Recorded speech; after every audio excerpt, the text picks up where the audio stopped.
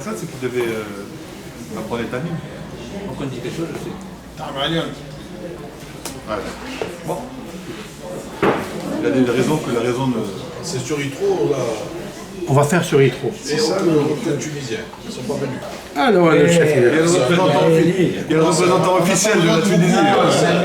Même Franck, il est. On a le représentant officiel, il est là. Ah oui, on a le directeur général de la Tunisie. Bastion. On va parler de Yitro, bien sûr. Avec les juifs, c'est plus important. Il y a 100 personnes venir. Regarde, celui qui doit venir, il doit venir. Celui qui n'a pas... Exactement. Voilà, Baruch Hashem. On va remercier Eli. Alors on commence le shiur. Moi, c'est bien que je commence à 8h30. À 8h30. Allez, on commence après. C'est lui qui vient, il vient, c'est lui qui vient. Alors, je voudrais d'abord vous remercier d'être toujours fidèle à ce cours, qu'il faut toujours être assidu. Hein? Assidu, ben, Hashem. Non, je l'éteins. Non, regarde. vous allez m'éteindre tous les téléphones. Il faut éteindre. Merci. Regarde. L'éteindre, parce que la semaine dernière, il y avait C'est un petit peu logique. de... Comme quand on va dans une soirée, on éteint. Parfait. Voilà. Conférence. Voilà. Garde-le sur le... Voilà, cache-le. Comme ça, on est tranquille. Bravo. Moshe, garde le portable. Moi, toujours en vibre. Non, ne fais... Moi, je veux que toi, tu vibres. Pas le portable. Zach. Pourquoi tu veux que le portable, il peut t'emporter tellement que tu sois transportable sans le portable, afin que tu sois notable, hein? Et tu seras tout à l'heure à notable. Le cours, il prend un peu... Vous savez, même si on commence un peu, pas grave, on termine un peu avant, c'est pas grave. L'essentiel, c'est que... Enfin, ben, Hazat Hashem. Allez, Hazak au Baruch pour les dames qui viennent toujours maintenant, ils sont habitués. On va s'adresser à vous, mesdames. Voilà. Merci pour ce... Ce sont des dames d'Akila, c'est très bien, Baruch Hashem. Super. Alors, on commence et on attend celui qui vient après. Ce soir, c'est un peu particulier. Nous allons parler, bien sûr, de la section de Yitro. Quelle est l'importance de Yitro? Qu'est-ce qu'il a fait? Pourquoi il y a une paracha que même Moshe n'a pas mérité d'avoir, au nom de Moshe. Il y a une paracha au nom de Moshe? Non. Aaron, il y a? Non plus. Alors, pourquoi Yitro? On parle de ça. On va remercier Eli Madar. Eli Madar qui nous chante tous les mercredis, au Hachem. Et on va le remercier spécialement parce qu'il a organisé ce soir, après le cours, la Seouda de Yitro. Alors il paraît... Et on le remercie. Non mais je vais lui demander quelque chose devant tout le monde. Je vais lui demander à tout le monde pourquoi il fait cette Seouda depuis longtemps. C'est une Seouda tunisienne, etc. Mais elle n'est pas seulement tunisienne, elle a une racine dans la Torah. Merci pour Madar. Donc il paraît qu'il a amené aussi une pièce montée. On va démonter. C'est vrai ou pas? Tu l'as amené ou pas? Elle a amené... Ah, il a amené une pièce montée. En attendant, moi, je vais faire une montée de pièces, ici. Et après, on mangera avec exquis. Là, Montée de chez Charles Traiteur. Chez qui? Charles Traiteur. Oh là là. Charles Traiteur. On travaille de Paris. C'est Paris. Ah, tu rentres de Paris maintenant. Bravo. Bah, quand il promet quelque chose, Eli, il le fait. Il le fait, quand la carotte est... Voilà. Magnifique. Eliaou, c'est un bon cœur, Baruch Hashem. Alors, c'est Mina Shamaïm, peut-être Charles, c'est Shalom, habituellement, non? Shalom. Ben justement, c'est très beau que cette pièce montée elle vient du traiteur. Il n'y a pas de pub, hein, il ne faut pas de pub ici. Elle vient du traiteur Shalom, parce que en fait, Yitro, une des qualités spécifiques de Yitro, c'est Ohev Shalom. Et c'est très beau ça. Donc il a traité toujours, c'était un bon traiteur du Shalom. Et la pièce montée, elle vient de ce truc. Mais Eli voulait nous dire quelques raisons. Il va nous dire quelques raisons. Non, spécifique à lui. Pourquoi il est attaché, qu'est-ce qu'il a entendu de ces rabbinimes de Tunisie, pourquoi des fois il va à Djerba là-bas pour faire la Eloula, etc. Tu peux nous dire, Eli, tu veux venir ici à côté de moi? Viens frère. Non, c'est au-delà de Yitro en fait. Bon, c'est une dimension spirituelle. Non, mais attends, je parle pas qu'à eux, il y a ici des gens qui t'écoutent là. C'est une dimension spirituelle par rapport au fait que bon, c'est la semaine dans la Torah Matan Torah. Donc Yitro avait organisé une Seouda pour plusieurs raisons. La première raison, c'est bien sûr le don de la Torah. Donc il a invité, il a fait Kahitro Ola Uzvahim d'Elohim, il a fait un sacrifice pour Hachem, il a invité Aaron et les Ethnies Israël et les anciens il les a invités à la Seouda qu'il a organisée. Qui a fait ça? Yitro, il a invité Aaron à Cohen et les anciens pour participer à la Seouda qu'il a organisée quand il a entendu tous les miracles qu'il y a eu dans le désert et Matan Torah. Donc ça, la première raison. Deuxième raison. Donc d'après toi, Yitro, il fait partie de ceux qui sont des rabbins qui pensent, du Moyen-Âge, qui pensent que Yitro a reçu lui aussi la Torah. Et pour remercier Hachem, il a Non, mais ça veut dire qu'il a reçu aussi, il était dans Matan Torah. Ça n'est pas tout le monde qui pense comme ça, mais c'est très beau. Il les a rejoints et il a Yitro. Donc qui est Yitro d'abord? Parce que les auditeurs et les chatters... c'est le gendre de Moshe. Le gendre. Le beau-père Moshe. Mais Yitro, qui il était à l'origine? C'était le prince de Midian. C'était un cardinal, c'était le Afafiour, c'est comme le grand prêtre. Ça veut dire un homme qui ne connaissait pas Dieu unique. Il connaissait plusieurs dualités, il connaissait plusieurs pouvoirs, et il a servi tous les pouvoirs, toutes les déesses, il a servi le soleil, etc., etc. Et puis après, il s'est rangé vers un unique Dieu. Nous allons parler de ça. Ok? Ça a été le premier des convertis que Hachem a reçu dans le peuple d'Israël. Et il a demandé à Moshe Rabbeinu de s'occuper de lui personnellement. Pas parce qu'il était son gendre, non, parce qu'il mérite de se rapprocher, d'être rapproché de Dieu. Parce qu'il a mérité. Je vais expliquer ça après. Donc il a fait une grande séouda. Il a fait ça. Quand Moshe lui a raconté tous les miracles, donc il a voulu se convertir, il a fait la Brit Mila, et donc aussi, c'est une séouda de la Brit Mila. Cette séouda aussi correspond à la Brit Mila la séouda qu'il a fait pour la conversion. Brit Mila, ça veut dire qu'il a fait la circoncision, etc. Donc, ensuite, et qui est le Moël de Yitro? Moshe. Je ne sais pas si un beau-fils, il peut faire la Mila à son beau-père. Aaron. Parce que là, il est âgé quand même. Oui. Ah oui, il est âgé. C'est une question qui vient de m'arriver, de suite. Alors, on le sait. Elle vient de m'arriver. Je ne sais pas. Pas du tout. On imagine. Qui a fait la Brit Mila à Yitro? C'est beau ça, cette question. Est-ce qu'il l'a fait déjà? Non, il n'avait pas. Capable. Il n'est pas né. Mais est-ce que... Imagine. Il lui a fait. Mais qui a fait? Qui a fait? Ça peut être Ça peut être Aaron ou Moshe. Non, Moshe, non. Peut-être. Nous pouvons demander ça après. Donc il a fait la réception de la Torah. Il a fait la conversion. Donc il a fait le sacrifice pour Hachem avec Aaron et les anciens. Donc c'est une Seudat Odaya, en fait, c'est une Seudat de remerciement à Hachem.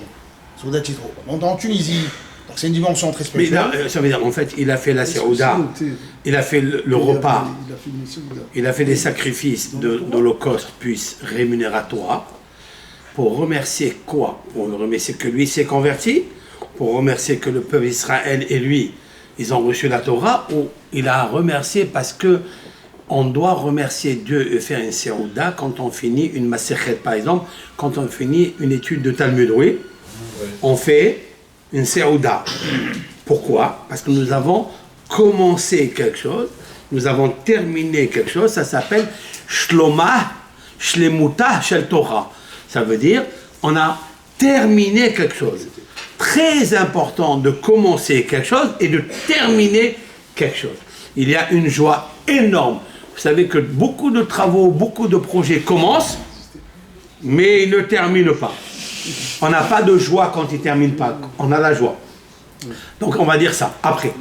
Donc il y a deux raisons. Il me manque deux encore.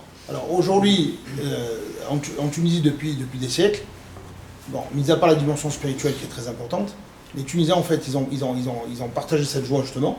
Ils ont fait une Seuda de reconnaissance envers Hachem, Seudat Odaya, puisqu'en 1785.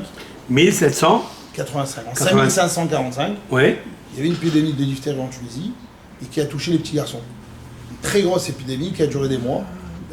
Et je comprends. Et si vous voulez, en Tunisie, à ce moment-là, à la semaine de Paracha Yitro, pendant la semaine de Paracha, ça s'est arrêté. Ils ont mangé. Il y a un avis qui est dans le rêve avec ça, il faut manger une soupe avec des pigeons, soupe aux pigeons. Et les enfants ont mangé soupion et ont guéri pendant la semaine d'Yitro. Donc, pour remercier Hachem, reconnaissance à Hachem, on fait une Souda de Daya, Souda Yitro. Et là, c'est très important parce qu'on invite tous les petits garçons à venir au Koteb. Le Koteb, c'est le Heder européen. Pour cette raison, ça m'intéresse et je vous pose la question à tous. Pourquoi il y avait une épidémie par rapport aux petits-enfants? Elle a touché les petits garçons. Il y a eu beaucoup d'épidémies. Mais pourquoi? Je ne sais pas vous répondre. Très bien, j'ai une réponse pour ça. Parce qu'en fait, lorsque Dieu il a donné la Torah, il a demandé des garants. C'est pas mon cours encore, mais on travaille ensemble. Il a demandé, apportez-moi les garants qui vont observer cette Torah. Les enfants. Alors, les bénis Israël, ils ont dit Abraham. Il dit non, Abraham, non, ne peut pas être un garant. Abraham, le père du monothéisme, il dit non, il ne peut pas. Ils ont demandé à Isaac, il a dit non. Yaakov, non. Ils ont dit les enfants, les petits. Il a dit à Kadbrou, d'accord. Chez Nehema, alors on apporte toujours une traçabilité. Mipi Yonkim Yesataos. Mipi Olelim Yonkim Yesataos. De la bouche des enfants qui ont une haleine innocente, ils n'ont pas de faute. Yesadta, tu as fondé Oz. Oz, c'est la puissance. En Oz et la Torah. Chez Nehemar, Adonai Oz, le Amo Yiten, Adonai Varech et Amo Bashalom. Dieu, il a donné la Torah qui s'appelle la puissance. Il a amené la paix. Chaque fois qu'on mentionne les enfants, parce qu'ils ont. Si quelqu'un doit investir, quand il y a des épidémies, quand quelqu'un, par exemple, il a un projet à faire, et il veut que son projet marche, il faut toujours donner la tzedaka aux gan, aux enfants tashbar. Tashbar, ce sont Tinokot Shelbet Rabban. Tinokot Shelbet Rabban, c'est eux qui, c'est ces enfants qui sont purs de péché, qui annulent toutes les gezerot. Comme c'est marqué, Issachar, Hamor, Garem. Issachar, c'est quoi Issachar? C'est le fils de Léa. Hamor, Garem. Hamor, c'est quoi Hamor? Un âne. Garem, c'est quoi Garem? Musclé. Qui sont les enfants qui sont des ânes musclés? Ce sont les petits. Garem, Garem, c'est les initiales, disent nos sages. Gezerot, Raot, Mevatelot. Gezerot, des décrets mauvais, ils annulent. C'est beau ça. Donc les enfants peuvent annuler tout. Donc aujourd'hui, on va profiter de la pièce montée qui est quelque chose de magnifique, non? Pourquoi une pièce montée? Hein? On va arriver. Pourquoi? Parce qu'il est en train de monter une pièce montée avec des raisons. Donc alors, justement, en Tunisie, dans le livre de Alé Hadas de Rabbi David Sidban, donc il précise que... C'est qui Rabbi David Sidban? Parce que tu trouves dans un bon site. Sidban. Et lui, il parle de beaucoup de minagim de Tunis, mais il précise que le minag de la Souda Chitro est très important, c'est un des plus importants par rapport à l'épidémie qu'il y a eu, et par rapport au fait que les enfants, justement, donc, pour remercier Hachem par rapport au fait qu'il a guéri les enfants, on les amène le jeudi qui précède Yitro, au Koteb, tous les enfants du Koteb, du Cheder, on les amène un par un, il fait une dracha sur la paracha, il récite les 10 commandements par cœur. Waouh! C'est ce qu'il faisait Rabbi Msah Mazouz à Tunis. Minag Tunis, de la ville de Tunis. Le Kotel, c'est vraiment un bon site. Hein. Là, qui les amène là-bas, c'est magnifique. Rabbi Messah Mazouz, le père de Rabbi Meir Mazouz avec Sahari, en Tunisie déjà, il réunissait tous les enfants du Kotel, il leur fait une très grande Seouda, et chacun récitait, chacun une Drash Torah, une Bar Torah, il restait la Serdivrot et une très grande Seouda avec les gâteaux, tout ça pour remercier les enfants, les friandises, tout ça. Et Rabbi Bougit Saadon à Paris le faisait aussi, à la Yeshiva de la Gigi, il réunissait tous les enfants, je crois, la rue Curiel. La rue Curiel à Paris.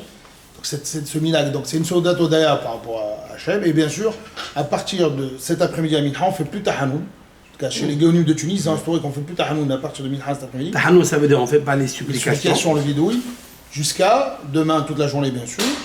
Voilà. Et dans le sud de la Tunisie, quand il prolonge vendredi. C'est magnifique, c'est extraordinaire. C'est très beau, c'est bien. Je suis très très heureux de ça. La pièce montée représente Arsinaï. Arsinaï. Représente Arsinaï. Il te l'a fait Charles Traiteur comme mon Sinaï? Très très sympa. C'est magnifique ça. Samy l'a vu. Alors, c'est Waouh! c'est pour ça que vous faites une pièce montée avec... Ça représente un peu l'arsenal. Un peu. Et il y a beaucoup de gâteaux pour les enfants. Les nougatines, ça pour les enfants, pour égayer un peu Mais- tous les enfants. Le Har Sinai, c'est... C'est la C'est magnifique, c'est magnifique, c'est magnifique. Les bonbons, les bonbons. Kolak. pour les enfants. Alors donc, on a eu plusieurs raisons. En fait, les raisons, elles sont intrinsèquement liées. Elles sont intrinsèquement liées, surtout par rapport aux enfants. Surtout par rapport aux enfants. Rav Papa, hein, c'est un grand maître. Il avait 10 enfants. Et c'était tous des grands tzadikim. Quand on conclut un Talmud, Shlemuta Shel Torah, à la fin, le lecteur qui a fini, il va citer Rav Papa, Rav Chamba Papa, Sorha Bar Papa, Mari Bar Papa, Rav Hama Papa. Il avait 10 enfants qui étaient tous des grands sadikim. Et on termine avec lui. Donc c'était un grand sadique ou pas? C'est vrai? Il y a qui disent que Rav Papa, il a mérité qu'on parle de lui, parce qu'il d'abord il aimait beaucoup la Torah. Lorsqu'il a posé des questions, par exemple dans le traité Horayot, qui a 14 pages, il a posé une question à Rav Nachman. Il lui a dit à ce sujet, qu'est-ce que tu me réponds? Il n'a pas répondu, il a répondu à un autre. Il lui a répondu, il s'est levé, il a embrassé sur la tête, et il lui a dit, je te donne ma fille en mariage. Et donc il était amoureux de la Torah. Donc c'est pour ça qu'il a mérité que chaque fois qu'on termine un Talmud, on cite Rav Papa. Donc c'était un grand homme ou pas? Oui. Plus que ça. Rav Papa, il préparait 10 plats pour sa femme. Chaque fois qu'il y avait des plats préparés, c'est lui qui préparait. Rav Papa. Donc c'est un grand talmudiste, c'est un grand cuisinier. C'est incroyable. En fait, c'est un vrai traiteur. Un vrai traiteur. C'est vrai ou pas? Quelle différence qu'il y a entre Rosh Yeshiva, quelqu'un qui étudie la Torah, ou quelqu'un qui est traiteur, qui est cuisinier? Quelle différence qu'il y a entre les deux? Hein? C'est qu'un cuisinier, il nous fait des plats nets, et le Rosh Yeshiva, il est dans une autre planète. Ok. Rav Papa, hein, dont je vous parle, lorsqu'il a entendu que les bénis Israël, ils ont reçu la Torah au Mont Sinaï, grâce aux enfants, il lui a dit pourquoi? Parce qu'il dit ça veut dire qu'ils n'ont aucune faute dans leur bouche. Il a dit, toi et moi, c'est quoi? Il a dit à Abaye, et moi et toi, qu'est-ce que nous sommes considérés?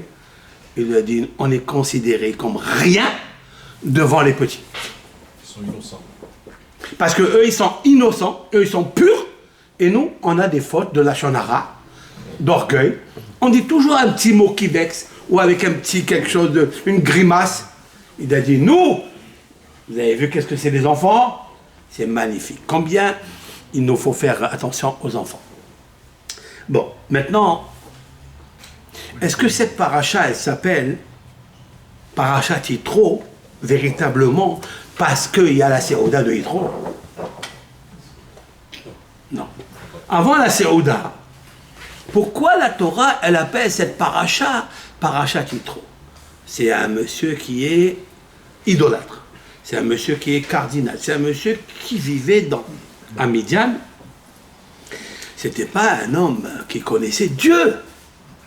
Comment ça se fait? Qui a fait qu'il ait reçu une rémunération, une récompense aussi grande que pour lui, de milliers de personnes se réunissent dans cette paracha pour faire un séouda, pour faire des brachot. Et en plus, j'ai une question. Quand il fait la séouda, il fait le repas, ce sont des holocaustes, ce sont des sacrifices rémunérateurs.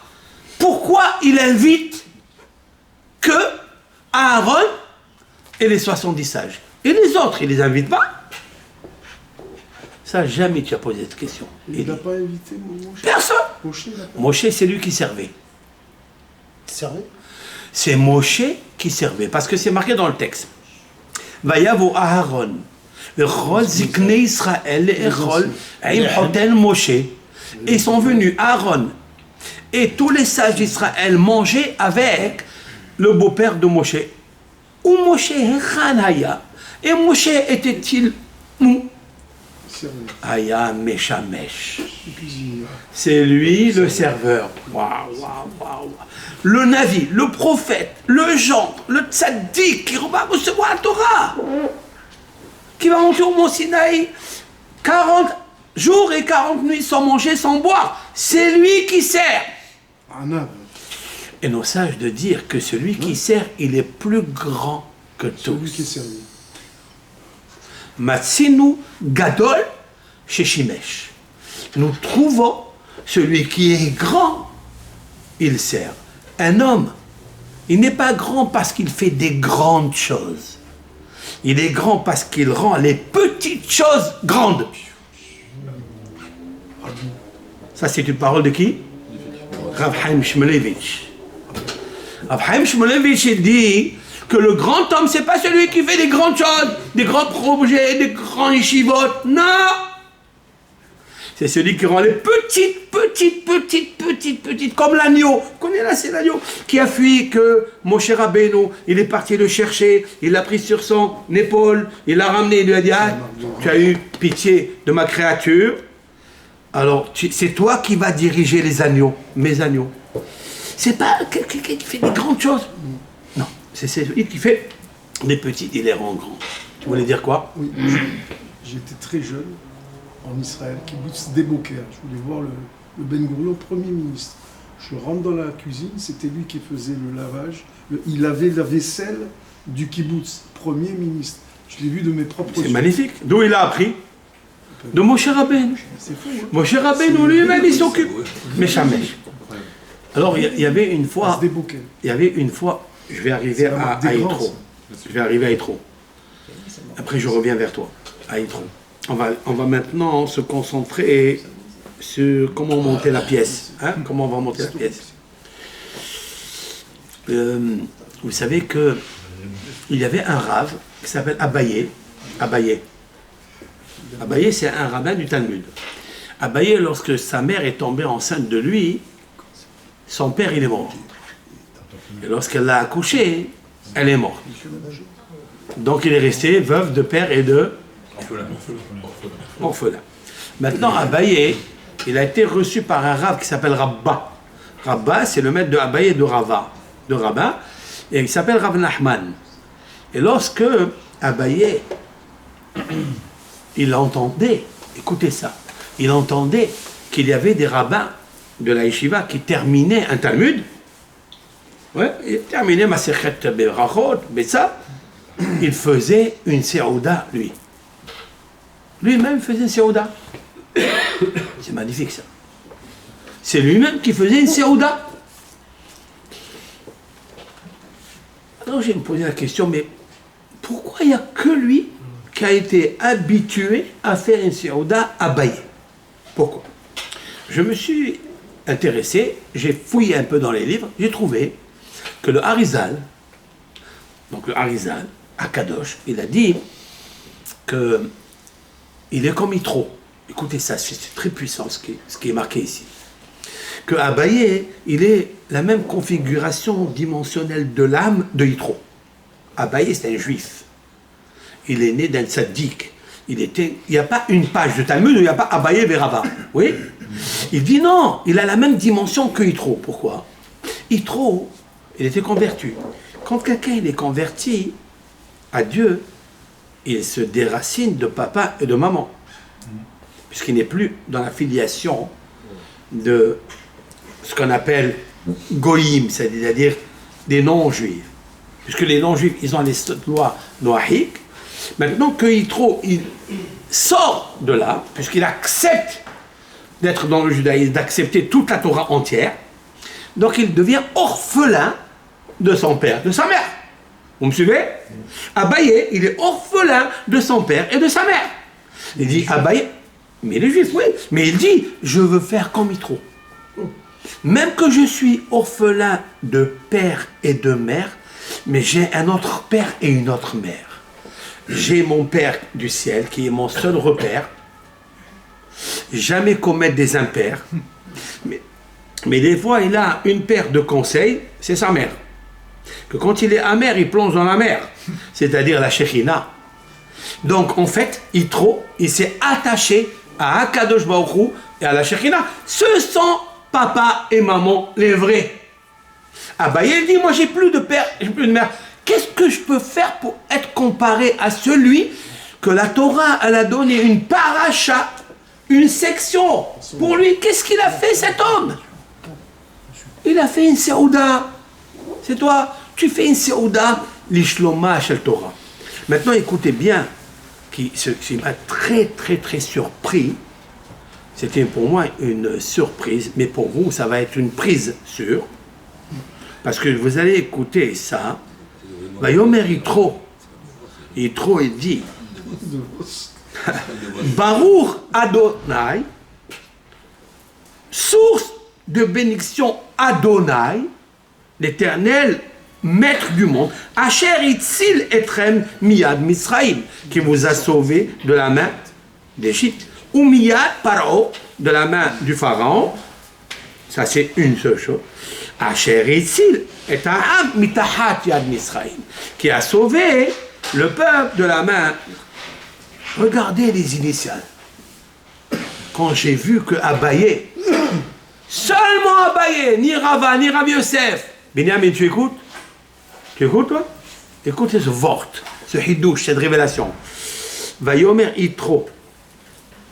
Il a dit Yitro. Yud. Vayomer Yitro. Qu'est-ce que vous voyez au début? Yitro. Yud. Baruch. Adonai. Non.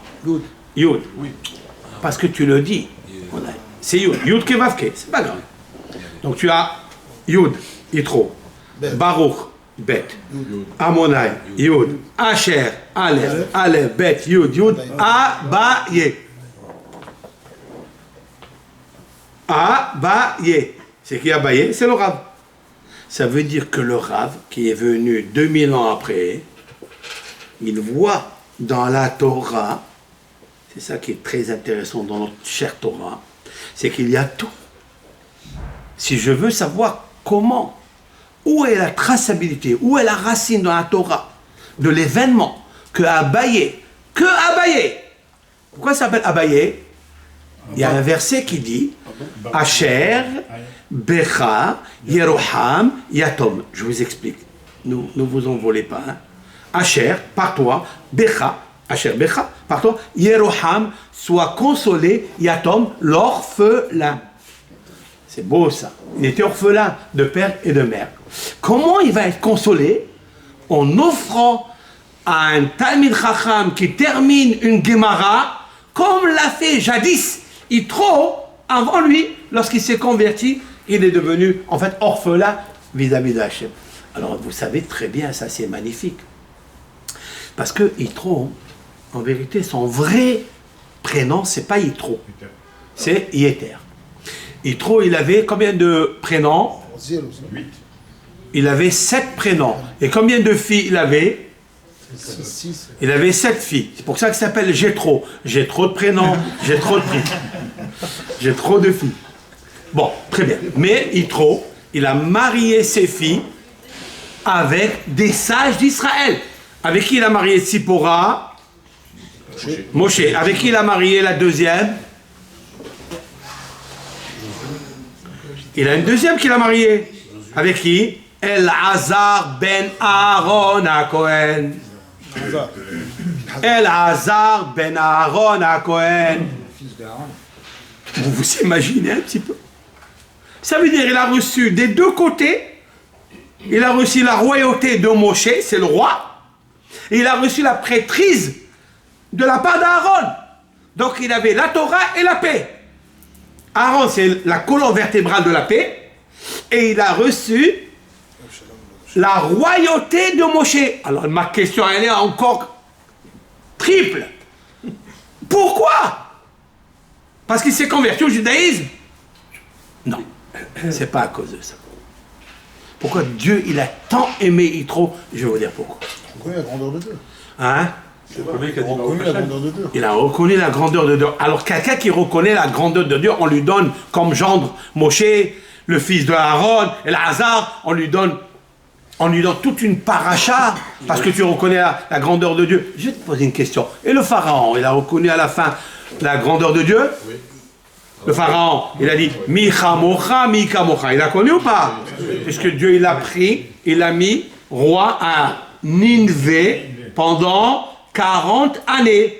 Alors pour ça, il va mériter un gendre comme Moshe, ce que les sages d'Israël, ce que tous les d'Israël, 600 000, ils n'avaient pas des filles pour marier avec Moshe? Ils n'avaient pas? Bien sûr qu'ils avaient. Et comment ça se fait que Dieu, qui a créé l'agence matrimoniale depuis qu'il a fini de créer le monde, comme l'a dit une matrone, elle a dit à Rabbi Shimon ben Halafta, depuis que Dieu, il se repose pendant le 7e jour, qu'est-ce qu'il fait maintenant? Bon, très bien. Il a créé 6 jours le monde, il se repose le 7e, mais qu'est-ce qu'il fait? Il a dit, j'ai créé une agence matrimoniale, mais avec Zivugim. Tout le souci de Dieu, les mariages. C'est très intéressant ça. Les mariages. Vous avez vu quelle puissance, quel rôle, quelle puissance il y a dans les mariages. Les mariages, ça c'est magnifique. Alors elle a dit, mais ça c'est rien du tout. Il a dit, comment c'est rien du tout? Il a dit, mais c'est rien. Comme elle avait beaucoup de fric, elle les a amenés en bateau. Elle a pris 30 filles, 30 garçons beaux, belles. Elle les a amenés, elle leur a fait une saouda. Elle est venue, elle a dit, toi Gilberte, tu vas te marier avec Frého. Lui, il va se marier avec Sheila. Tac, tac, tac, tac, tac. Ils ont passé une nuit, un gagla. Ils sont revenus avec l'œil noir. Ils se sont... Tu m'as décidé qui va marier avec qui? Hachem. Alors moi, je demande à Hachem, pourquoi tu lui as donné tant de mérite à Yitro? Hein? C'est un prêtre quand même. Et alors, qu'est-ce que ça fait? C'est l'idolâtrie. Et alors, parce qu'il était idolâtre. Et après, il est sorti. C'est ça. Pour ça, on va lui donner. Déjà qu'il a été reçu au peuple d'Israël comme converti, et Baruch Hashem, il a aimé le peuple d'Israël. Lui, il n'a pas vu les miracles. Il en a entendu parler, mais malgré tout, il a réussi à faire le travail que les bénis Israël. D'accord. Mais pour ça, pourquoi la rémunération, elle semble exorbitante? Il a été modé à Hachem. Quelle est la... Deuxième raison. C'est Oui. le premier à dire Baruch Hashem. Il a une idée. Pardon? C'est le premier à dire Baruch Hashem. C'est vrai? Alors, C'est le Etzi les premier. traits. Il a béni Dieu. C'est vrai, il a dit Baruch Hashem, Baruch Alors, Adonai. Etzi les traits.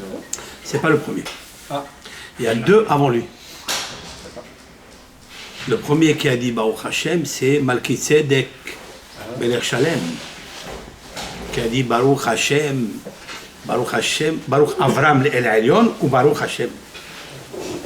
C'est lui qui a dit le premier. Et il y avait un autre encore qui a dit Baruch Hashem, c'est Eliezer Eved Avraham.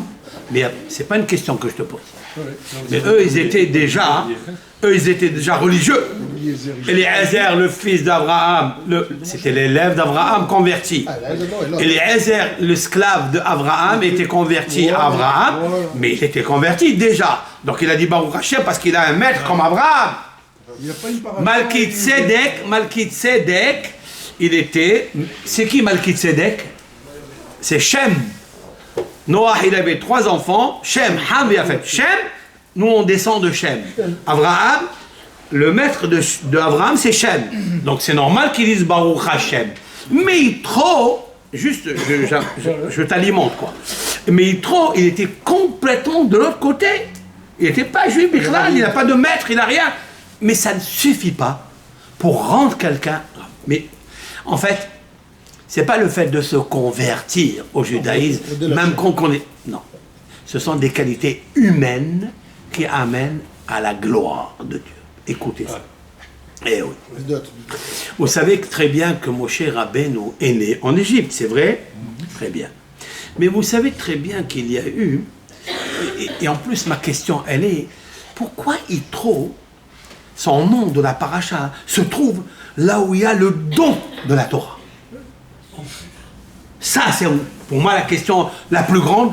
Qu'est-ce qu'elle fait dans la paracha de Matan Torah, le don de la Torah, c'est ça, toute la révélation unique pour un peuple unique qui a mis une tunique unique. Et là, cette paracha, elle s'appelle Yitro. Pourquoi?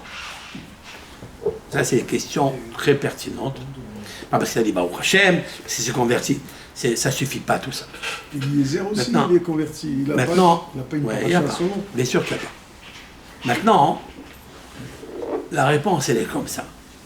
Vous vous rappelez quand le pharaon, il a changé, c'était plus le même que Joseph a connu. D'accord? Et puis, quand il a vu que le peuple d'Israël se multipliait, d'accord? Alors il a dit, Hava nithakemalo, on va se réunir, s'ingénier contre lui, le peuple d'Israël. Il y a qui disent contre lui, contre Dieu. Et nous trouverons une astuce contre ce peuple-là. C'est marqué dans nos sages. Vous savez qu'un roi, quand il veut faire quelque chose, avec astuce, il ne va pas dire à tout le monde. C'est marqué Vayomer El Amo. C'est marqué dans le texte et il a dit à son peuple. Vous croyez qu'un roi, quand il veut faire quelque chose, il va le dévoiler à tout le monde? Non. El Amo, El Himo. Himo, ça veut dire avec ceux qui sont proches. Avec lui. Alors il y avait 3 conseillers, disent nos sages. Le premier c'est Bil'am. On va parler de Bil'am Racha. Amalek. Bil'am, c'est celui qui avait la haine dans son cœur sur le peuple d'Israël. Il a dit, mon conseil c'est de les noyer. Il y avait le deuxième qui s'appelle Job. Lui, il a dit ni oui ni non, il s'est tué. Mais qui ne dit mot consent. Donc, il était un peu d'accord et pas d'accord. Yitro, Bitro, pas que Barah comme ça, il a dit à Paro, en face de lui, il lui a dit, non, il ne faut pas faire une chose pareille. Il lui a dit, si tu les touches, malheur à toi, parce que tu es en train de toucher les enfants de Yaakov, celui qui a sauvé l'Égypte dans son fils et Joseph. Plus que ça, lorsque Abraham Avinu a été jeté dans le four crématoire là-bas, dans la fournaise chaude, il a été sauvé parce que Dieu l'aime. Tu te rappelles quand Avimelech, il a voulu subtiliser les puits à Yitzhak, il a été puni. Lorsque le pharaon il a voulu prendre la femme de Yitzhak, il a été puni. Avimelech, il a été puni. Lorsque il a pris la femme de Sarah, il a été puni. Tu veux les toucher? Il l'a regardé avec un regard par haut. Qu'est-ce qu'il a fait? Il a compris et il s'est sauvé. Barah, c'est marqué, c'est sauvé. Et alors, c'est marqué dans le texte, dans le Talmud, parce qu'il s'est sauvé, écoutez, il a mérité que ses petits-enfants étudiaient la Dayanout, c'est-à-dire le tribunal, les lois de droit, dans l'Ishkat Agazit.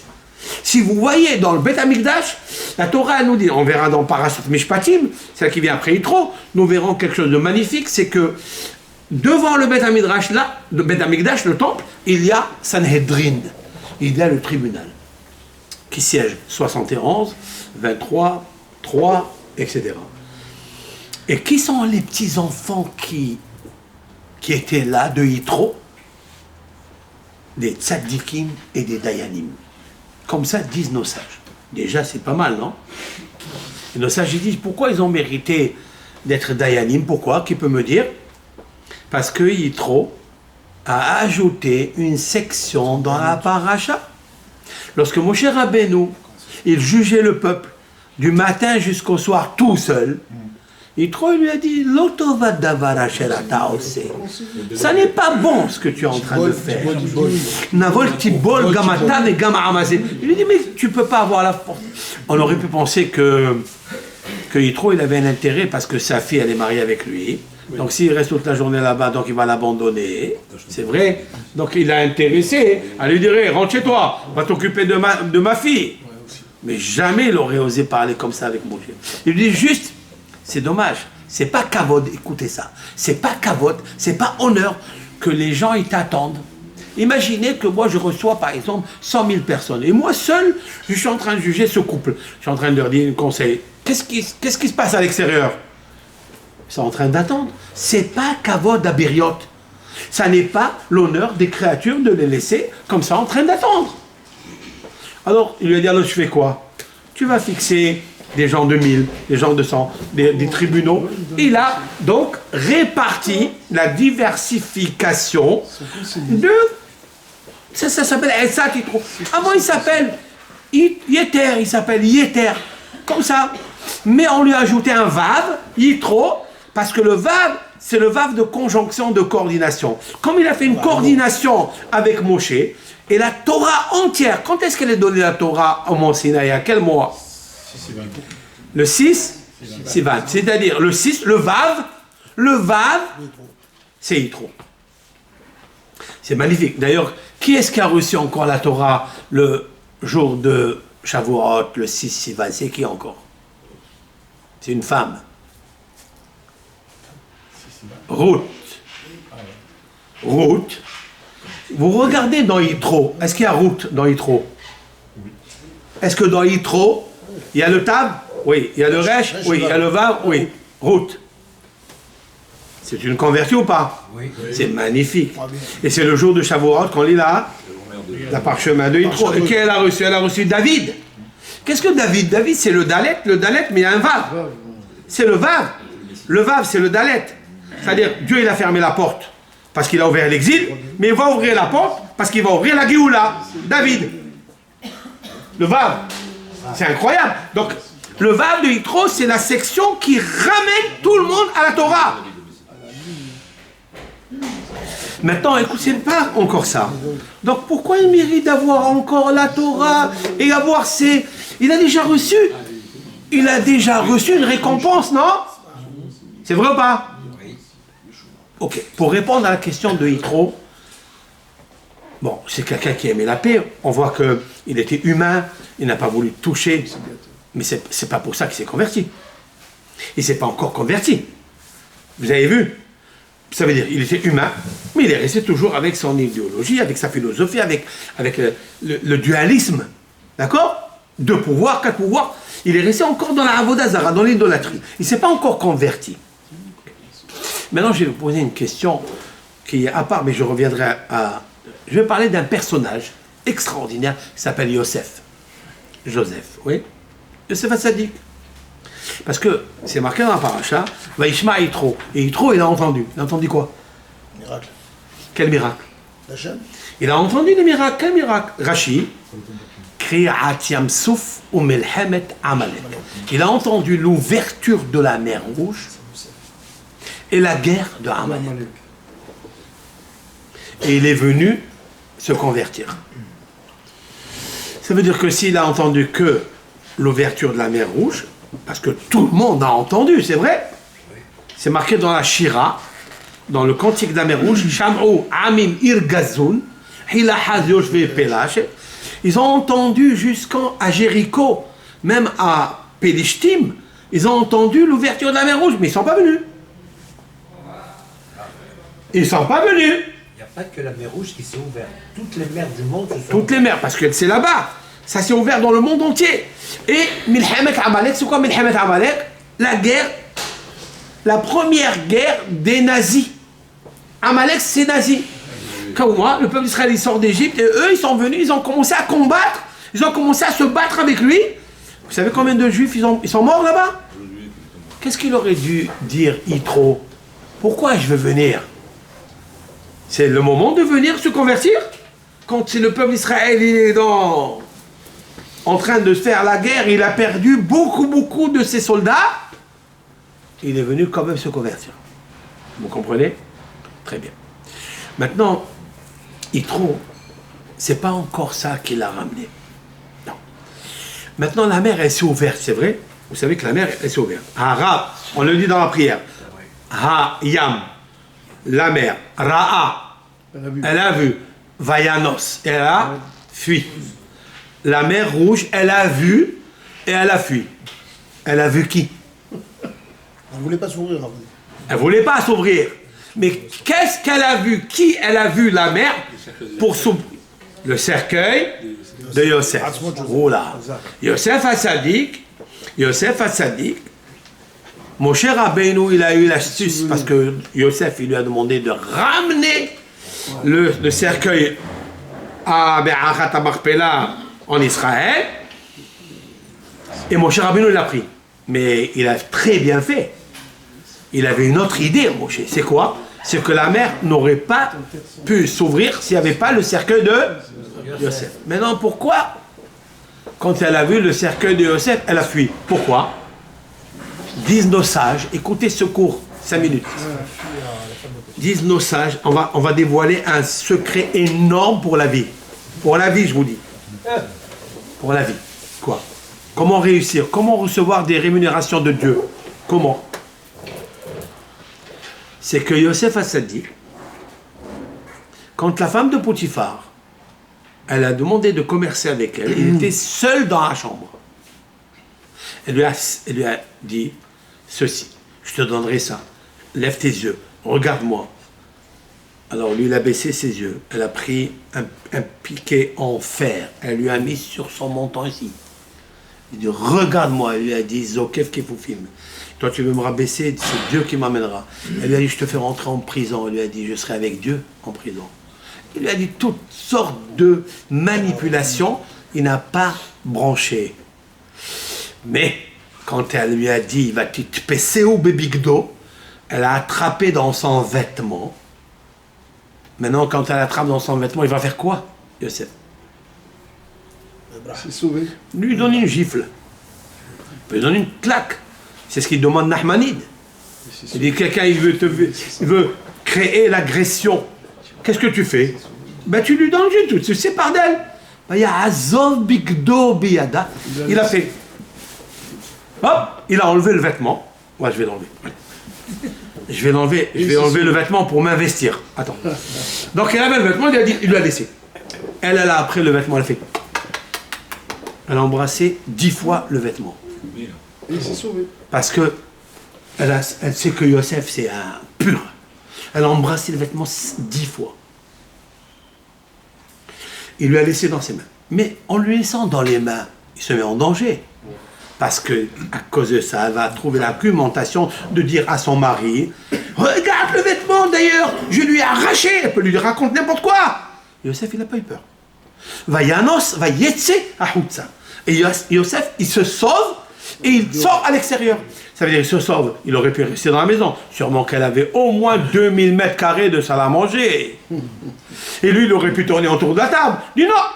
Vayetse ahutsa. Il se sauve, il sort à l'extérieur Il sort à l'extérieur. Et grâce à ça... Prison. Non, attends. Grâce à ça, oui, il est rentré en prison, peu importe. Grâce à ça, lorsque la mer Rouge, elle a vu le cercueil, elle a dit, Hayam Ra'a, Vayanos, c'est quoi Vayanos? C'est sauvé. Parce que lui aussi, Vayanos, Vayetsarousa. Mida, Kenegen Mida. Mesure, il y a un miroir universel dans le monde. Ce que vous faites, vous le recevez. Le bien ou l'inverse. Ce que vous faites, ne vous en faites pas. Ce que vous faites, ce que vous donnez, vous le recevez. Yosef, il s'est sauvé et la mer, elle s'est ouverte pour lui. Grâce à lui, le peuple d'Israël est sauvé. Maintenant, il y a une grosse question de Rabbi Chaim Shmulevitch. Une question fabuleuse. Mais Yosef, il a été déjà récompensé. Lorsque le pharaon, il l'a pris, il lui a mis sa bague dans la main. C'est marqué pourquoi il lui a mis la main dans la bague dans la main. Pourquoi? Parce que la main qui n'a pas touché la femme de Potiphar, la main qui n'a pas touché la Avera, mesure pour mesure, il prend la bague et il devient le roi. Le collier qui n'a pas tendu son cou pour la femme de Potiphar, il lui a mis le collier en zahab, en or. La bouche qui n'a pas embrassé la femme de Potiphar, alors c'est elle qui va dicter toutes les ordonnances pour l'Égypte. Parce que le pharaon, il dit, ils sont venus chez lui, ils nous dit qu'il faut faire la mila. Tout ce qu'il vous dit, Yosef, vous le faites. Pourquoi il mérite tant? Parce que cette bouche qui n'a pas embrassé, il a mérité le cadeau. Les pieds qui n'ont pas touché la... Il va monter sur le carrosse du roi. C'est magnifique. Il a déjà reçu sa récompense. Moshe, il a déjà reçu sa récompense. Alors pourquoi la Torah nous dit ici que grâce à ce que... Parce qu'il s'est sauvé, ça y est, on lui a donné déjà. Il n'a pas fait la vera, il s'est sauvé, on lui a donné. C'est une bonne question ou pas? Merveille. La réponse de Rabbi Chaim Shmulevitch, elle est unique et sublime en même temps. Quoi? C'est qu'en effet, il nous apprend un grand yesod. Vous savez, le portable, notre portable, il est allumé tout le temps. Quand on se lève le matin, la première des choses, on prend le portable, on dit Modéani le fanecha ben Khaled. Modéani fanecha. Avant Modéani, je prends mon portable, je visite, je suis addict. C'est vrai ou pas? Oui. Qui a appelé, qui a... Bon, il y a qui oui, il y a qui non. Peu importe. Mais on est tous addicts. Et on est tout le temps. Si vous regardez dans la maison, on se dispute pour les chargeurs. Oui, il est mon chargeur, tu prends pas mon chargeur. Surtout si la femme, des fois, elle a des petits films qu'elle regarde ici et là. C'est très difficile. Vous savez qu'est-ce qu'il nous a appris Yosef? Jamais négocier avec la faute. Il aurait pu être avec la femme de Potiphar. Il lui dit, bon, bah, écoute, on va négocier, on va... Ne fais pas ça. Bon, mais je veux pas, parce qu'il y a le bon Dieu, il y a ton mari, et Là-bas, il serait tombé dans le piège. Qu'est-ce qu'il a fait? Il nous a appris Barah. Il s'est sauvé. Ça mérite une rémunération spéciale, que pour ça. Ça, de ne pas rester au contact du danger. Le danger, c'est de négocier avec la chose. Si quelqu'un, par exemple, chez nous, il veut faire une belle prière, si quelqu'un il veut que Hachem le rémunère dans tout, que la mer Rouge, elle s'ouvre pour lui. C'est quand il demande à Hachem de déchirer la xéra du cancer de telle juive, de telle personne qui a le cancer, il peut la déchirer. Il peut déchirer la... Pourquoi? Parce qu'il a déchiré son teva, sa nature. Il a dit, je ne touche plus à ça, je négocie plus, je te vois plus. Et vingtaine? Et oui, la rémunération que sa main, elle n'a pas touché, ça c'est une chose. Ça c'est matériel que pour lui. Mais qu'est-ce que mérite le peuple d'Israël d'être sauvé et d'ouvrir une mer? C'est-à-dire contre-naturel, c'est de sauver. Parce que l'habitude de l'homme, c'est que toujours il dit, je suis fort. Je peux regarder ce film. Et quand il y aura des passages qui ne sont pas bien, je vais fermer les yeux. C'est pas vrai. C'est ça, oui. Parce qu'il faut se sauver de danger. C'est vrai? Alors, cette réponse, elle est belle, elle est magnifique. Ah oui. Pour ça, Hachem, il te donne. Si on l'a fait, c'est magnifique. Et bien ça, c'est trop. On revient à Yitro. Parce que lorsque le pharaon, il a dit, je vais faire, il lui a dit, non. Alors il a dit, oh, il le regarde. S'il serait resté là-bas, qu'est-ce qu'il aurait fait? Hein? Il aura acquiescé fait pareil. l'ordre de Pharaon. Le pharaon lui dit, écoute, je te donne 2 millions de dollars. Je te construis une église où tu fais rentrer, tu amènes tous les papillons. Notre-Dame. Notre-Dame de la Gare. Je t'amène tout, je te paye. Peut-être il serait... Qu'est-ce qui est marqué dans les paroles de nos sages? Ça c'est mon hidouche à moi. Barah. Sauvé. Barah, ça veut dire c'est sauvé. Waouh. Waouh. Vous savez à qui on a comparé Yitro? À Yosef. Où? Ben Poutiz, lorsque les Shvatim, ils ont vu que Pinhas, le fils d'El-Hazar, El-Hazar c'est le gendre de Yitro. Ouais. Ils ont dit, lui, qui est marié, sa grand-mère, elle est la mère de Yosef, c'est-à-dire une des enfants de Yosef. Qu'est-ce qu'il a pour Yosef avec? Il dit, Yitro, Pitem, Pouti, Pitem. Il a engraissé, d'accord, les veaux pour la Avodah Zarah. Il les a engraissés. C'était un monsieur qui a engraissé des veaux parce qu'il dit, moi, les veaux, les petits veaux, ça vaut pas la peine de les offrir à la Avodah Zarah. Il les a engraissés, il les a gavés. Il a gavé des veaux pour qu'ils paraissent plus graisseuses, ouais, pour les donner à la Avodazara. Et pitem, le mot pitem c'est gavé. Mais pouti, pitou ça veut dire flatter. Yosef, il a été flatté parce qu'elle voulait le gaver. Et Yitro, il a gavé les et quand même, il s'est sauvé parce qu'il a eu la crainte de Hachem Barach. Pas de négociation avec le Serara. Aucune. Si tu lui ouvres la porte, t'es fichu. Ça, c'est le grand hidouche. Ça, c'est un très grand hidouche. C'est pour ça que je termine. Je vais terminer. J'ai 2 minutes, parce qu'on a commencé à 2 minutes. J'ai envie de manger la pièce montée. Il y a un cas dans le Talmud. Au 2e temple, il y avait le grand prêtre s'appelait Shimon HaTzadik.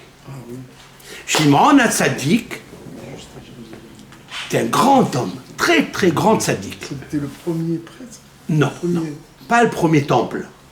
2e temple. Shimon HaTzadik. Il était Cohen. Ce rabbin-là, ce prêtre, Alexandre Ier, ça fait combien d'années Alexandre Ier? Ça fait au moins 2000 ans. 2000. C'est marqué dans le traité Avodazara, page 17, que Alexandre Ier a créé une montgolfière et il a fait la visite du monde entier et il a dit que le monde il est rond. C'est marqué dans les rabbins de Provence il y a 900 ans. C'est marqué. Ils amènent qu'Alexandre Ier, il a fait cette montgolfière pour savoir si le monde il est rond. Pour ça, la Gemara là-bas, dans le Talmud, c'est marqué que la Avodazara, c'est une main qui tient un ballon. C'est une Avodazara. Pourquoi c'est le mondial, quoi. Football. Rachid dit d'ailleurs, ce ballon, il s'appelle en espagnol, Rachid dit pelota. C'est quoi pelota? La balle. Pelota. On a pelota, la pelote. D'où vient le mot pelota. Bon. Et pourquoi elle tient dans ses mains? C'est comme si la Avodazara, c'est-à-dire l'idolâtrie, elle tient le monde dans sa main. Et en configuration, le Tosfot il dit qu'Alexandre Ier, il dit que le monde il est rond parce qu'il a fait la montgolfière. Vous avez vu la connexion. Bon. Mais lui, quand il allait conquérir Jérusalem, parce qu'il a conquis le monde entier, comme le roi Salomon, comme Nabucodonosor, un des 3 personnages qui ont conquis le monde entier, il allait conquérir Jérusalem. Et Shimon HaTzadik est sorti à sa rencontre. Et lorsque Alexandre Ier, accompagné de Aristote, son maître, il voit Shimon HaTzadik se prosterne devant lui, là, plat ventre. Et Aristote, il lui dit, devant ce barbu, ce micro... Qu'est-ce que c'est, c'est filiforme, maigre, comme ça, tu te prosternes. Il lui dit, tais-toi, c'est grâce à lui que je gagne toutes les guerres. Parce qu'il le voyait. Il voyait son image, il le renforçait Shimon HaTzadik à Alexandre Ier. Il lui a dit, bon, écoute, moi je vais te donner tout l'argent et l'or, je veux prendre Jérusalem, je vais la reconstruire, et le temple, je vais le reconstruire. Il lui a dit, ne touche pas à ça. Il a négocié avec lui, il lui a dit, je te promets que ça, je ne peux pas le faire, mais tous les enfants qui naîtront cette année s'appelleront Alexandre. Il lui a donné ça. D'accord? Donc on voit de là, hein, c'est magnifique. Maintenant, pourquoi je vous ai apporté ça? Juste pour vous situer qui est Shimon HaTzadik. Il a dit, je n'ai jamais mangé un sacrifice qu'un Néziria m'a amené. C'est-à-dire, nous avons dans la Torah une loi qui dit que c'est une personne, un garçon ou une femme qui décide de faire l'abstinence de boire du vin. Il veut boire du vin. D'accord? C'est comme Shimshon. Là-bas, c'est pas lui qui a accepté, c'est sa mère qui a accepté. D'accord? C'est pas grave. Mais sa mère, elle a accepté pour lui. Maintenant, c'est pour ça que d'ailleurs il est tombé après. Après, il a changé, tu vois. Maintenant, donc le vin. Et la Torah elle dit que pendant 30 jours, si quelqu'un dit je veux être nazir, c'est 30 jours. S'il dit les olam, comme Shimshon, il peut dire olam. Il dit à jamais, ok. Maintenant, après 30 jours, il peut revenir sur lui.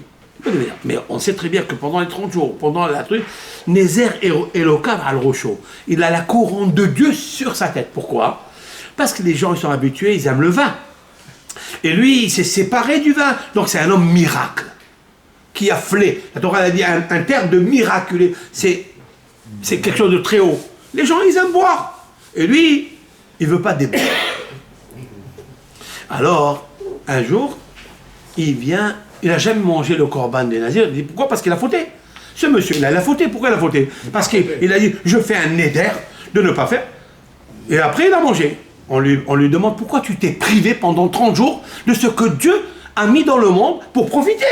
Donc tu as fait une faute, vous écoutez, de ne pas boire du vin alors que Dieu il a donné le vin pour boire, pour faire le kidouche, pour faire tout ça. Et toi tu t'es privé de ce que Dieu il t'a donné comme bénédiction. Alors pour ça tu amènes un sacrifice. Donc Shimon HaTzadik il n'a jamais voulu. Sauf une fois. Laquelle? Lorsqu'il y a un berger très beau, qui vous sotav taltalim, avec une chevelure, une tresse de cheveux magnifique, des beaux yeux, un beau visage, un bel homme. Il lui a amené le sacrifice du nazir. Il lui a amené le sacrifice du nazir. Qu'est-ce que c'est passé? Il lui dit, mais qui tu es? Il lui a dit, écoute, moi je suis berger dans la ville et papa il m'a donné son troupeau à... Et j'avais décidé de ne plus boire le vin, etc. Rien. Et un jour, je suis allé faire puiser de l'eau d'un puits, mais le puits il était un peu large.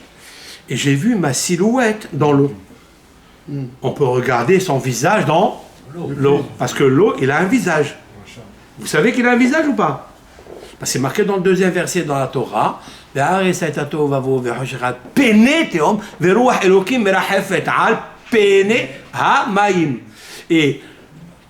Le visage. le Dieu planait sur la visa, on dit la surface. Enfin, c'est une face sûre. Quelle est la face sûre sur la surface? C'est le visage. Ok? Parce que grâce à l'eau d'ici, on peut regarder l'eau. C'est un visage. Et quand il voit l'eau, il voit qu'il est beau. Il voit qu'il est beau. Et le Serara a commencé à discuter avec lui. Il dit, comment tu es beau, mais tu vas avoir tous les Miss France, les Miss israéliennes, les Miss australiennes, les Miss. Il a commencé à le barbouiller. Il lui a dit, Racha! Il lui a dit au Serara qui négociait avec lui, il lui a dit, Racha, méchant, tu veux me sortir de mon monde de Olam Haba? Tu veux me pourrir ma vie dans ce monde? Je vais faire des péchés, et tu vas m'empêcher d'être dans le monde futur? Va-t'en! Et il a dit, Ha'avoda, ça veut dire, je jure que cette chevelure-là, plaque, je la coupe. Il a dit, Shimon HaTzadik. Hein? Pardon, Attends, il n'a pas encore fini. Maintenant, quand Shimon HaTzadik il a entendu ces arguments magnifiques, et il a embrassé sur la tête, et il lui a dit, Irbu Nezire Hacham Kemotra, que l'Éternel, il m'amène des nazirs comme toi, qui a aimé Hachem, d'accord? Et il a mangé de son korban Shimon HaTzadik. Attendez, quelle est la feinte qu'il y a ici? Quel est le yesod? Quel est le fondement? Quelle est la leçon que nous tirons? Quelle est la recette? Vous pouvez me dire quelle est la recette? La recette, c'est Yosef HaTzadik. La recette, c'est Yitro. C'est quand il a commencé à négocier avec lui.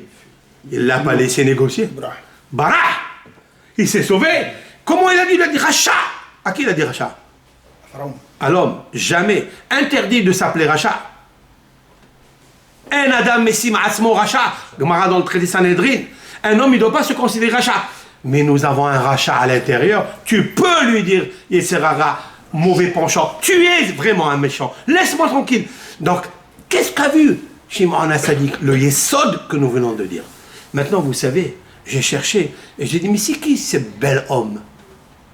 Mais c'est qui cet homme, ce berger-là, qui a su combattre comme le Yetzer-Hara? Et il s'est sauvé en fait du Yetzer-Hara, parce qu'il ne faut pas négocier avec lui. C'est qui? Joseph. C'est Joseph. C'est beau, Joseph. C'est un nitzutz, c'est une étincelle de Joseph qui s'est réincarné dans cet homme-là. C'est magnifique. C'est beau. En fait, Youssef, il était grand Richard ou pas? Il avait une grande abondance ou pas? Si on veut avoir une grande abondance comme Youssef, ministre des économies, il faut fuir le péché. Pas négocier avec lui. Ça y est. Si on négocie pas, on dit pas, ouais, le portable, je vais le prendre juste 5 minutes, après, bravo. Je dis, toi ou moi. Parce que dès que tu le prends, il t'amène dans des sites, il t'amène dans des endroits, et après tu peux plus le lâcher. Alors nous, on veut, dans cette période, faire plaisir à Dieu. Faire plaisir, c'est pas se faire plaisir, c'est de se sauver du péché. Et avec ça, Be'azat Hashem, on bénit le Ham Israël, on bénit tout le monde. Que Hashem, il nous donne la baracha, tout le Ham Israël, qui ramène les Hatoufim, qui ramène les Shvouim, qui ramène tous les soldats. Et nous associons, je vous dis quelque chose de très très important. On ne sait même pas ce qui se passe. On s'associe avec toutes les familles qui enterrent leurs morts, qui enterrent. Quelle souffrance. Bon, le soldat, ça va, il était là, il est parti. Mais qui est-ce qui reste avec là? Qui? J'ai envie de faire un voyage, rien que toute la journée, 5-6 jours, rien que de visiter tous ces femmes-là, tous ces mamans, ces frères, ces soeurs. J'ai envie, la vérité, j'ai envie, je peux pas, j'arrive pas. Ma vie, le monde, il a changé. C'est plus le même. J'ai pas la joie que j'avais avant. Je sais pas. On a tout changé. Hein? On a tout changé. Oui. C'est une dépression qu'il y a eu. Vous avez dit que vous avez la correspondance avec Eddie Elie sur les jeunes enfants qui sont... J'ai dit déjà. J'ai dit parce que c'est eux les enfants que grâce à eux, tu es venu je crois après, ils étaient garants devant Dieu pour leur donner la Torah. Pas Abraham, pas Isaac, Hachem n'a pas accepté la garantie des patriarches. Il a accepté, tu dis donne-moi mes enfants. Ah, donne-moi mes enfants. Donne-moi ses enfants, il lui a dit on te les donne, il a dit d'accord.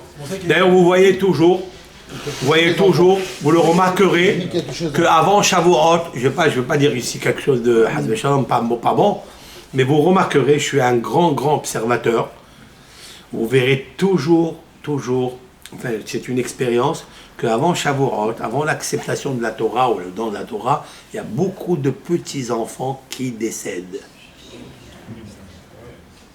Oui, beaucoup. Même en Israël, les Bahorim, il y avait à un certain moment des petits dans le Gan, des Bahorim. Pourquoi avant Shavuot? Avant Shavuot. Pourquoi?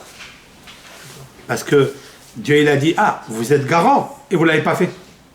Qu'est-ce que vous avez fait de vos enfants? Tu l'as amené à l'école Lagaï, tu l'as amené à l'école Zan, tu l'as amené là-bas, tu l'as amené là, tu ne l'as pas amené au Talmud Torah, tu ne l'as pas enseigné la Torah. Donc tu m'as promis ou pas? Comme ça c'est marqué dans les Sfarim, mais on le remarque. Donc à nous, Be'ezat Hashem, grâce à cette Seouda Titro, et la deuxième, c'est les pigeons. Les pigeons. Vol. L'hmam. Pourquoi l'hmam? Pourquoi? Ça tu ne m'as pas répondu, madame. Monté sur le toit de la maison. Il est monté sur le toit, et toi, qu'est-ce que tu dis? Ben c'est très simple parce que la fille des Treux s'appelle Tzipora, c'est un vrai pigeon. Ça, c'est un beau Tzipora. C'est un oiseau. C'est un vrai oiseau. Tzipora. C'est un Tzipora. Est-ce que ça s'appelait Tzipora? C'est pas vrai. Où c'est marqué que ça s'appelle Tzipora? C'est pour l'acheter de mon chef. C'est marqué Tzipora et changé. En vérité, Hazak. D'où tu sais toi? Il est Mais rien, j'ai dit? D'accord. Alors, bon, parce qu'en fait, elle ne s'appelle pas Tzipora, elle s'appelle Margalite. Mais pourquoi elle s'appelle Tzipora? Shaïta, en fait, Léa de Moshe, Kol Yamav. Parce qu'elle survolait Moshe, elle volait sur, pas elle volait survoler, parce que, bon, elle volait sur Moshe, etc. C'est magnifique. Et pourquoi elle s'appelle Margalite? Parce que Dieu, il a dit à Matan Torah, sculpte la pierre de diamant, ou la pierre de saphir, et tout ce qu'il tombe, les résidus, tu les prends pour toi. Donc mon cher Rabbeinu s'est enrichi. Et qu'est-ce qu'il a fait avec tout ça? Il a fait un collier Margalite à Tzipora. Il lui a offert ça. Voilà. Alors les Kaddish. Yalla. Celui qui fait Kaddish. לפיכך, בא להם תורה זאת. חזק וברוך, חזק, חזק. כתב התקדש שמרבה. אמן. דיברה כרותי וירמיה מהותי ועצמה פוקנה ויקרב שכנה. יכול ובכל ובית לכל בית ישראל. בעגלה בזמן קריב ואמור אמן.